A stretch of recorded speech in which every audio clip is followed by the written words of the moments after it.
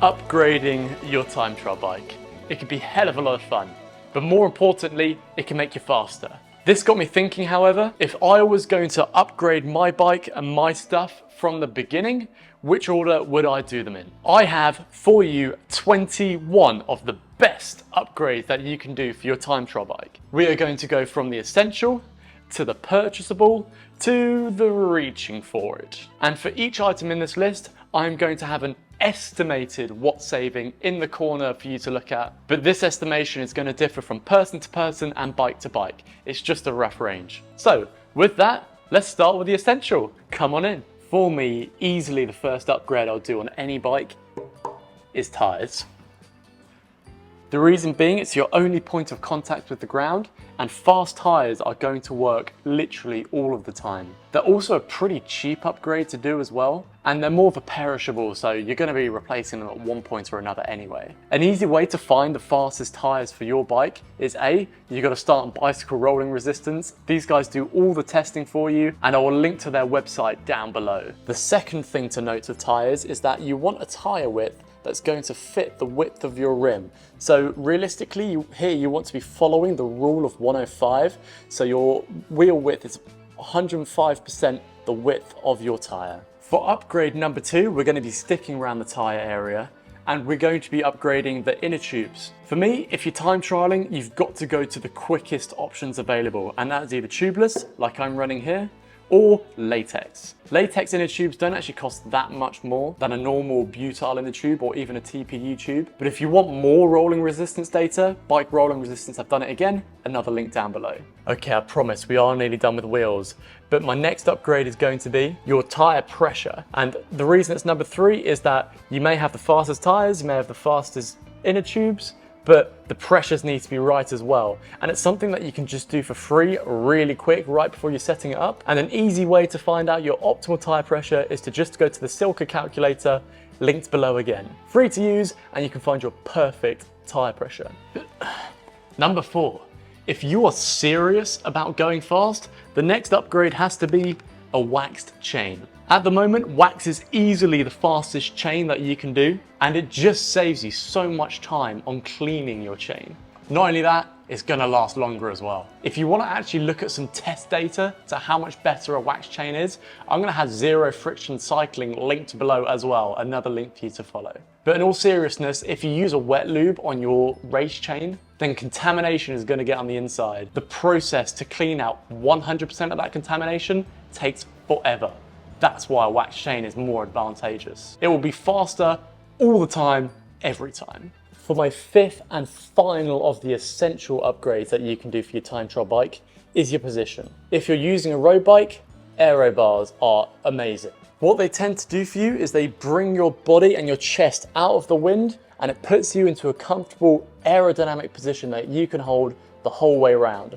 The gains seen on this one are massive. There are lots of things that you can work on, such as getting your elbows narrower, your head lower, and this just makes your frontal area smaller, so your front is hitting less wind. You may have heard some people talking about CDA. The CD is coefficient of drag, the A is the area, and this reduces your area. Other top tips would be to shrug the shoulders and tuck the head down, and this just helps keep the area of your body small to the wind.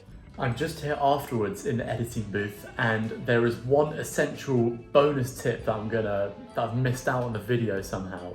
And this one is shaving your legs. For some of you, this might sound silly, but honestly, if you want to go faster, it's genuinely a massive, massive saving. A lot of people have tested this as well. GCN have tested it, GTN have tested it, and even Specialized in their own wind tunnel have tested it as well. And they're kind of seeing measurements anywhere from 5 watts to a 20 watt saving. Especially if you're as hairy as I am, I'm like a gorilla, then you're gonna see some big, big savings on the bike just from shaving your legs. Bonus tip. The reason I've chosen those as my first 5 and the essential upgrades you must do is because they work all of the time. Doesn't matter what you're doing, how fast you're going, how far into the event you are, how much power you're pushing, those upgrades work. Now that we have done the essential, we're going to go to the purchasable. And we're going to begin with number 6 on my list, and that is the bike itself, a time trial bike.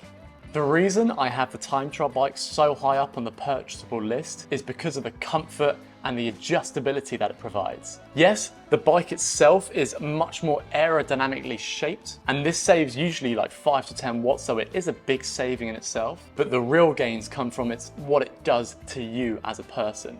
So the seat tube here tends to be at a steeper or more vertical angle. That opens up your hip angle a lot more, allowing you to produce more power. Then the cockpit itself is usually a lot more adjustable. And that's where most of the upgrades have come in these past 10 years for time trial bikes. Not on aerodynamics, but on adjustability to fit your body. Nowadays, you can actually find a lot of cheap time trial bikes on Facebook Marketplace or eBay. They are generally the rim brake versions of brakes. I personally prefer disc because it opens up the wheel shape and the freedom of the tire. But even if you do go for a rim brake option, they're still fantastic and they still get you into a great position. Number 7 on my list is actually a time trial helmet. In terms of bang for your buck, this is actually probably one of the best upgrades that you can do. The aero savings are massive, but there are a few things you should know before you get one. The first thing being is that a time trial helmet fits your position and your body shape. The idea or how a time trial helmet works is basically the wind hitting the front of your head is going to be taken over the back, and the reason this tail is on here is so that airflow can attach onto your back. This will create less weight behind your body and decrease the amount of drag that you're creating. In terms of bang for buck, this is a big winner in my book. And following on from wearables, my next upgrade is a proper skin suit, a one-piece suit designed for time trialing. This comes in at number 7 just because it's another great bang for buck upgrade. I mean, this one from No Pins costs about £160 and it's probably as aerodynamic as you can get. Just having a piece of clothing that doesn't crinkle or fold and has all these patterns on them to keep airflow attached to you, it's a massive, massive upgrade. If you really want to take this one seriously, then you can also go for the undertop as well, which has big trip flows on the arm, and this will trip even more flow around the body and help smooth out the airflow, keeping you even faster. Coming in at number 9 is another bang for buck upgrade, and these are aero socks. These are basically socks that go over your shoe, and they also have a nice pattern on the side of them as well. Because your legs are cylinder, these kind of almost work like a golf ball. Once again, keeping airflow attached around the leg, decreasing the amount of drag as there's less weight left behind your leg. And whilst these cost around £50, £60, the watt saving can actually be surprisingly high. So a super nerdy one, but one that I really like. Number 10 on the list, wheels. I'm sure some of you have been waiting for this one. When are the wheels coming, Jace? Well, they're coming at number 10 because they're quite an expensive upgrade. There are other things that you can do, such as the aero socks, that almost provide as much benefit as a deeper section wheel. That being said though, deep section wheels are great, they work all the time, and they do actually make you faster. More importantly for me though, they probably look a lot cooler. Then if you want to go extra serious, I have a disc wheel right here, and disc wheels are the fastest kind of wheel that you can buy, especially for the rear, but for me it is a later upgrade because of the cost of it. If you do want to go cheap, however, you can kind of fashion your own one, which GTN have done. Or there's another option that you can just buy. They're called Easy Disc, link below.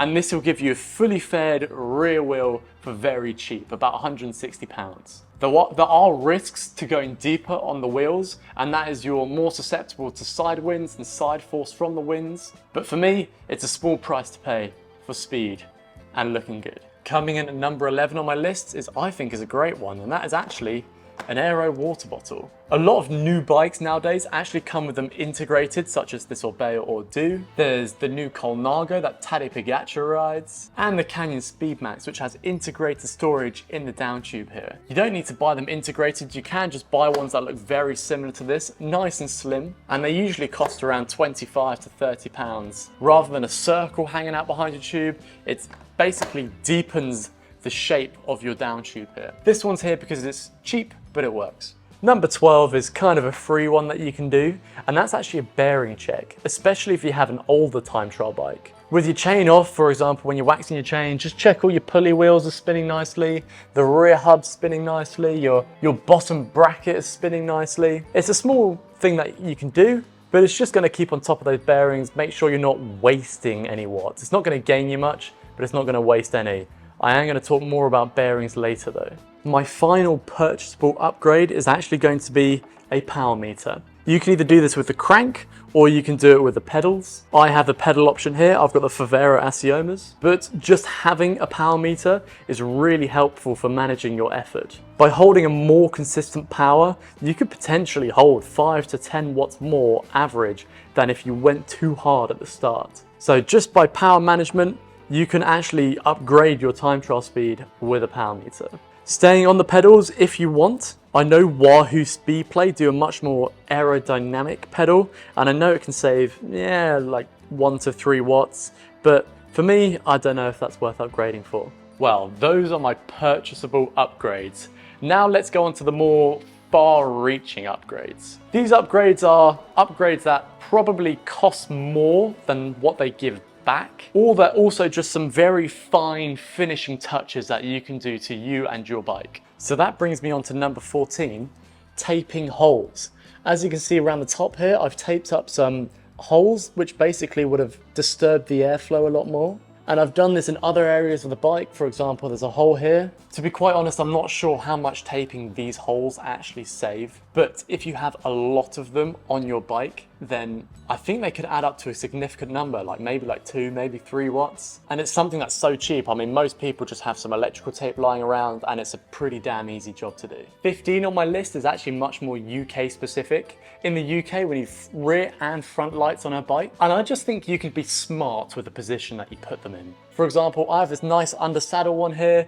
The airflow should be pretty much blocked all the way from this point forwards anyway. So having a light here shouldn't impact it at all. On my front light here, I've gone for a different option. I've simply glued a magnet underneath my Garmin holder and I can just pop the lights off and on. It never comes off, but it's very small and it kind of sits just below my hands. So it should be in a good position to be out of the wind, but still visible. Coming in at number 16 is a 1x drivetrain. By making your bike 1x, you basically remove your front derailleur, and doing this gives you an aerodynamic advantage because there's a lot less mass here hitting the wind, and there's also not another chainring on the inside also hitting the wind. When people go 1x, they tend to go for a bigger chainring, and what that does, if you're going really fast, then instead of your chain cross-chaining, you're more likely to be on these middle cogs, so there's a straighter chain line going through the bike. And this can save anywhere from like 1 to 4 watts, depending on your chain.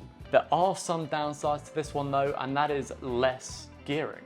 If you're on more of like a hilly time trial course and you might need to go into the small ring, I think this would disadvantage you. And then you're probably more likely to be cross-chaining even more if you go for a 1x setup. So it is a bit course specific, the 1x.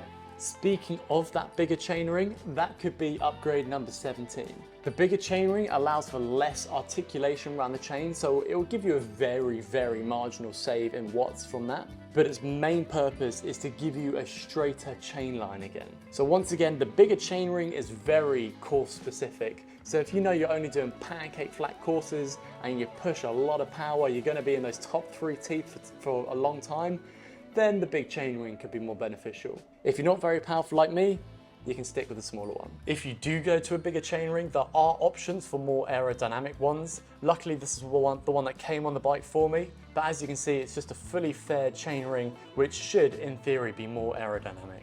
Upgrade number 18 would be an oversized pulley wheel. So this here is a normal size, but with an oversize, you would have a much bigger pulley wheel around here. What this does, it reduces the articulation of the chain, and the less the chain has to articulate, the less power you have to produce to overcome friction forces within the chain. This one, however, is a very, very expensive upgrade for very, very minor watts. I've also heard some disadvantages to going up to the oversized pulley wheel, and that could be from the bearings. A lot of them have ceramic bearings, which need more frequent maintenance. And if the bearing friction is costing you more watts than the articulation friction, then, well, it's a downgrade in a sense if you go for the oversized pulley wheel. So if you're gonna do it, make sure you keep on top of the bearings. Speaking of oversized pulleys and ceramic bearings, Upgrade 19 could be that you upgrade all of your bearings to ceramic.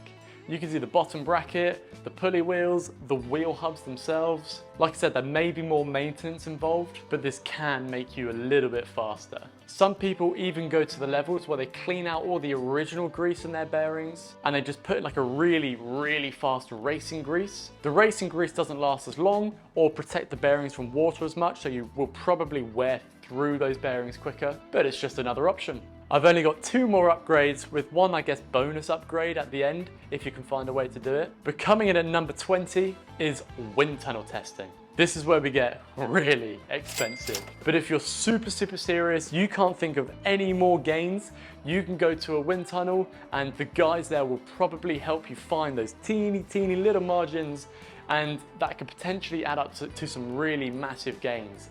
They can adapt to your position, they can change things on the bike, they can look at different tires, different wheels, and they can see what's actually faster for your bike. For upgrade number 21, I am going to give you aero bars, another very expensive component to do.